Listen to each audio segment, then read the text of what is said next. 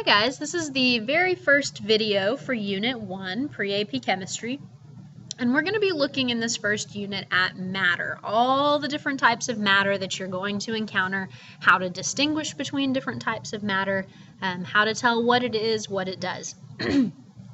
So the first thing we need to look at, and you're going to see a lot in this unit, are some definitions. We want to make sure we know what these terms really mean so that when we talk about them and we start distinguishing between them, we know what we're looking at. So first of all, we have just the definition of matter itself. Matter is anything that has mass and takes up space, and it's pretty much everything. Everything is made out of matter, and that's what we're going to be looking at. A substance is matter with a uniform and unchanging composition. So that means it's just made out of one thing. We're going to look at a lot of substances. We're going to look at what they're made of and how they interact with one another. Now, this is going to be a review, but just to go over the three states of matter: solids, liquids, and gases. A solid, as you can see, is a form of matter that has its own definite shape and volume. Liquids have a definite volume but take the shape of the container. Gases have no definite shape or volume. They expand to fill their container. And then the term vapor refers to the gaseous state of a substance that's a solid or liquid at room temperature. So we use the term gas for something that's a gas at room temperature, like neon is a gas, oxygen is a gas. But we use the term vapor to represent something that has been turned into a gas. Like when water boils and becomes steam, we use the term vapor, so we call it water vapor rather than being a gas. It is in the gaseous state, but we refer to it as a vapor. All right, some physical properties. A physical property is a characteristic that can be observed or measured without changing the sample's composition. That's the key there. So when you're talking about a physical property, you can measure it and you're not going to change what that substance is. So some examples: color, what state it is at room temperature, its melting point, its boiling point, its density. All of those things are considered physical properties. And you can see here some examples of physical properties of some common substances that you probably know about. A chemical property is the ability of a substance to combine with or change into one or more other substance. So this is what happens when things actually go through chemical reactions. So when iron forms rust, that's a chemical property of iron. It reacts with the oxygen in the air to form rust. When copper is turning green, it's oxidizing. That's a chemical property of copper.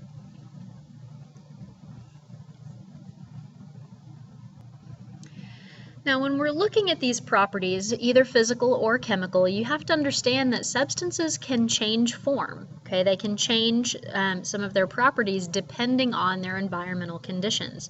So, for example, most metals are considered malleable and ductile. Well, if you change their temperature, maybe they're not malleable anymore. Maybe they become brittle if they're really cold, or maybe they don't conduct heat or electricity anymore. Maybe they change their density when they change their temperature. So physical and chemical properties are very dependent upon their environmental conditions. Generally, we look at physical and chemical properties at room temperature, which is considered about 25 degrees Celsius. So we don't look at properties at extreme temperatures. We generally look at properties at room temperature and just normal atmospheric pressure. All right, now let's look at what happens when some of these substances change. There are both physical and chemical changes. So a physical change is a change that alters a substance without changing its composition. A phase change is an example of a physical change. So when you're changing from solid to liquid to gas, the stuff itself didn't change. Water is still H2O, no matter if it's steam or if it's liquid water or if it's ice. So changing phase is considered a physical change because you did not change the composition of the actual substance. A change that involves one or more substances turning into new substances, that's called a chemical change. So when things decompose, rusting, exploding, burning, oxidizing, Those are all substances reacting with something to turn into a new substance. That's considered a chemical change. And throughout all of these changes, we have to follow the law of conservation of mass, which says that mass is neither created nor destroyed in a chemical reaction, and the same is true in a physical change as well. The mass of the reactants is equal to the mass of the products. They might not look the same and they might be in different forms, but the mass will not change. All right, so let's look at an example here. In an experiment, 10 grams of red mercury 2 oxide powder is placed in an open flask and heated until it is converted to liquid mercury and oxygen gas. The liquid mercury has a mass of 9.26 grams. What is the mass of oxygen formed in the reaction? Well, the reactant is the 10 grams of the mercury oxide powder. So that means the two products also have to add up to 10 grams. So if 9.26 grams is mercury, the mass of the oxygen would have to be what was left, which is going to be 0.74 grams. So it's simple addition and subtraction. The reactants have to add up to the mass of the products, and the same is true the other way around. So that's how we would figure out the mass of the oxygen. 10 grams minus 9.26 grams would be 0.74 grams of oxygen. Okay, so now let's take a look at what happens when we mix pure substances together. So far we've just been looking at properties and changes of individual substances. Now we want to talk about mixtures, because there are very few actual pure substances that we deal with. A lot of times we're dealing with things mixed together. So a mixture is a combination of two or more pure substances in which each pure substance retains its individual chemical properties. And there are two types of mixtures we're going to deal with. The first is called a homogeneous mixture. It's where the composition is constant throughout. Okay, so what that means is if you were to take a bunch of samples of that mixture, they're all going to look the same. Okay, for example, salt water. If you take a sample, all the salt is evenly distributed with the water. You can't see the different parts. It all looks the same. Homogeneous mixtures are also considered solutions. Okay, so when you have a solution of something, that's a homogeneous mixture. A heterogeneous mixture is a mixture where the individual substances remain distinct. So what that means is you can see the parts to it. Okay, if you think of a salad as a heterogeneous mixture, you can see the individual pieces. Not every bite is exactly the same. Sometimes you get a tomato, sometimes you don't. So the composition isn't consistent throughout the mixture. Now we're going to go through a couple of these methods for separating mixtures in labs this semester. The first two are going to be our first two labs actually. So ways you can separate mixtures are always going to be based on the physical and chemical properties of the things mixed together. For example, you could use filtration. If you have a heterogeneous mixture where one thing is soluble in water and something else isn't, you could filter out the solid from the liquid. That's one method of separating mixtures, using the difference in properties to separate. Distillation is another way we're going to separate a homogeneous mixture, and that's based on the differences in boiling points. As you heat up the mixture, things with lower boiling points are going to evaporate before the other things with higher boiling points, so you can separate them. Crystallization can be used to separate a homogeneous mixture by forming solid particles from the solution and leaving the other part dissolved, and then once you form those particles, you could use filtration to separate them. Sublimation is the process of a solid changing directly to a gas. So like dry ice, it doesn't melt, it goes directly from solid to gas. So you could use that to separate a mixture of solids. Chromatography is something we're going to use later on. It's a method of separating the components of a mixture on the basis of tendency of each to travel across the surface of another material. So we're going to use chromatography to separate different colored pigments based on their tendency to travel across a piece of paper. And we'll see that later on in this semester. All right, the last little part here is going to look at some more definitions, the differences between elements and compounds.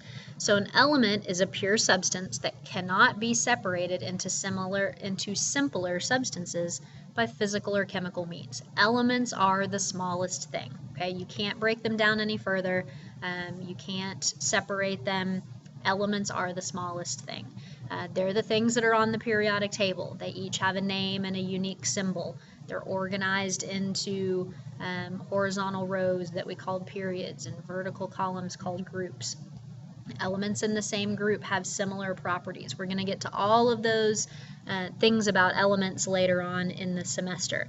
But know that an element is the simplest thing. You can't separate it physically or chemically. But a compound, you can. A compound is made up of two or more elements combined chemically, which means they can be separated chemically. So compounds, that's what makes up most of the universe. Salt, water, those are both compounds. So they're pure substances. Okay, a compound, you can have pure water that's just water, but you can also take the H's and the O's and you can separate them by chemical means. So you can break them down into smaller components. So both elements and compounds can both be pure substances, but one of them can be broken down and the other one can't. Now, often when you're separating a compound, you have to do something to it to make it separate. Like for water, you can't just heat it up, you have to actually add electricity to it, and the picture shows an example of that, to be able to separate the oxygen from the hydrogen. The law of definite proportions states that a compound is always composed of the same elements in the same proportion by mass, no matter how large or how small the sample. So for example, water is always 2 hydrogen to 1 oxygen. So if we talk about the percent by mass, which is the ratio of the mass of each element to the total mass of the compound, and you can see in the formula here, okay, if we take the mass of the element out of the mass of the whole compound, that gives us the percent by mass.